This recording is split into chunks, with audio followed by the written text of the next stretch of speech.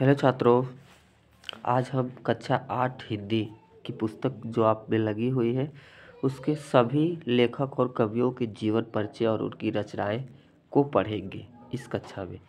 तो सबसे पहला पाठ है आपका वीणा वादनी वर्दे।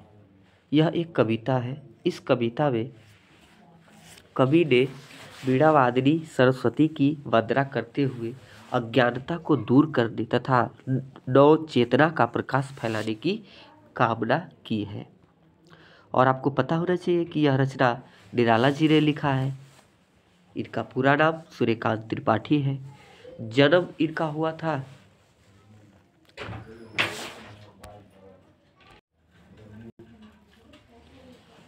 संवत 1953, अर्थात अगर सन में करें तो 1896 होगा। बच्चों, अगर संवत सन निकालना होता है तो सन में से 57 घटा देते हैं तो संवत आ जाता है। और संवत में अगर आपको सन निकालना है तो 57 जोड़ देते हैं। ठीक है। इनका जन्म बंगाल के मेदिनीपुर जिले के महिषा दल में हुआ था। निधन अक्टूबर में सन 1961 ईस्वी प्रयागराज अर्थात यूपी में अपने ही उत्तर प्रदेश में हुआ था। इनके पिता यूपी के उन्नाव जिले के निवासी थे।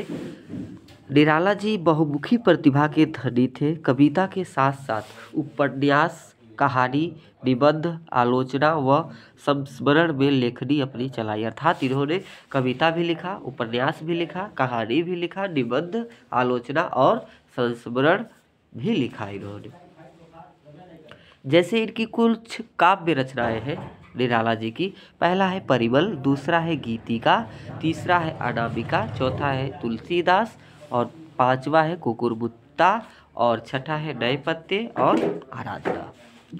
निराला द्वारा निम्न पत्रिकाओं का संपादन किया गया था। अर्थात इन्होंने निम्न पत्रिकाओं का संपादन किया था, जैसे मतवाला, सुधा, समन्वय। ठीक है, आगे बढ़िए, नोट करके देखिएगा।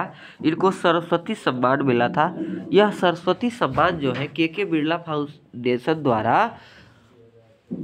1991 से दिया जाता है प्रत्येक वर्ष। 8वीं अनुसूची में शामिल किसी भी भाषा में गत 10 वर्षों में प्रकाशित उनके किसी भी उत्कृष्ट साहित्यिक कृति पर सरस्वती सम्मान दिया जाता है। किसके द्वारा दिया जाता है?